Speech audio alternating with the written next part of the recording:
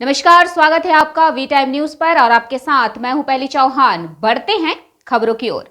मुर्शिदाबाद के फरक्का में कक्षा चौथी से 10वीं तक की परीक्षाएं शुरू हो गई हैं।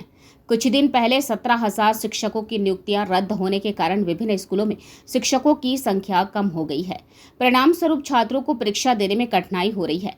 प्रधानाध्यापक ने कहा, शिक्षक कम है इसलिए कक्षाएं लेना और परीक्षा देना मुश्किल है। फरक्का प्रखंड के विभिन्न विद्यालयों से कुल 144 शिक्षकों को हटा दिया गया है, जिसके परिणाम स्वरूप प्रत्येक विद्यालय में शिक्षकों की कमी हो गई है।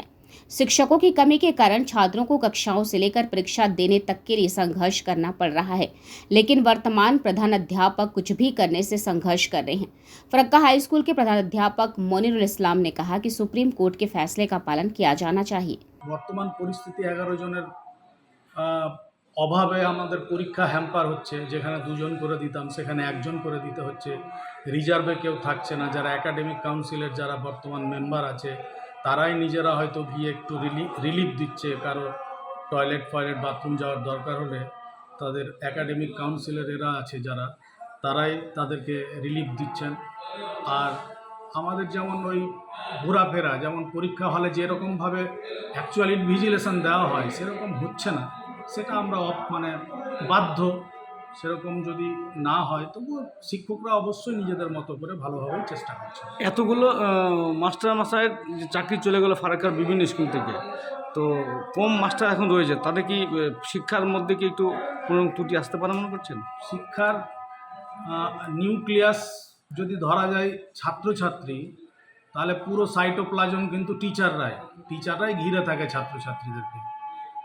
টিচাররাই ছাত্রছাত্রীদেরকে পড়ায়। ছাত্রছাত্রীরা এসে তো আর নিজে নিজে পড়তে পারবে না, ওদেরকে গাইড করে টিচার। ফিলোসফার গাইড বলা হয় যে ফ্রেন্ড, ফিলোসফার অ্যান্ড গাইড। এখন ওদের ফ্রেন্ডও চলে গেল 11 জন, ফিলোসফারও চলে গেল, গাইডও চলে গেল। তাহলে সেই 11 জন ফ্রেন্ড, ফিলোসফার অ্যান্ড গাইডের যে কোনো একটা শিক্ষা প্রতিষ্ঠানের ক্ষেত্রে এটা একটা বিরাট ভ্যাকুয়াম সৃষ্টি করবে। বিভিন্ন স্কুলের ক্ষেত্রে হয়েছে। ফারাক্কা ব্লকের মধ্যে আমি যেটুকু শুনেছি 144 জনের চাকরি এই সুপ্রিম রায় চলে গেছে। এখন এই যে ভ্যাকুয়াম, একটা ব্লকের শিক্ষা ব্যবস্থার এই যে ভ্যাকুয়াম, এই ভ্যাকুয়াম পূরণ করতে বহু কাঠখড় পোহাতে হবে। কোন কোন স্কুলের স্যার কতগুলো গেছে একটু জানা যদি থাকে আপনার? আমার জানা আছে, সব স্কুলের ওরকম জানা নেই, তবুও আমি আমার মেমোরি থেকে বলছি। যেমন সবথেকে আলোচিত স্কুল বর্তমানে ফারাক্কা ব্লকের, যেটা পশ্চিমবঙ্গের মধ্যেই বোধহয় সবথেকে আলোচিত, সেটা হচ্ছে অর্জুনপুর হাই স্কুল। 65 জন টিচার ছিল। 65 জন টিচারের মধ্যে বর্তমানে 37 জন এই সুপ্রিম রায় চাকরি হারান। আমাদের স্কুলে 38 ছিল, সেখান থেকে 11 জন চাকরি হারা হয়ে বর্তমানে 27 জন থাকলো। আমি ধর্মডাঙ্গার কথা শুনেছি, ওখানেও 11 জন চলে গেছে। আমতলাতে শুনেছি 17 জন চলে গেছে। এরকমভাবে নিশ্চিন্তা স্কুলে ম্যাক্সিমাম বড় বড় স্কুলগুলো থেকে এই টিচাররা চাকরি হারা হয়েছে। এত সংখ্যক টিচার চাকরি হারা হওয়ার কথা ছিল না।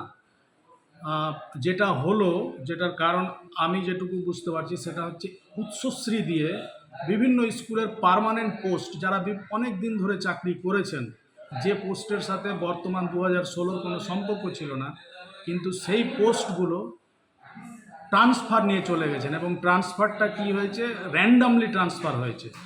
মানে পাসের সাথে অনার্সের সাথে পাসের, যার চাকরি 10 বছর হয়েছে তার সাথে 1 বছর চাকরিওয়ালার এরকম হয়ে গেছে।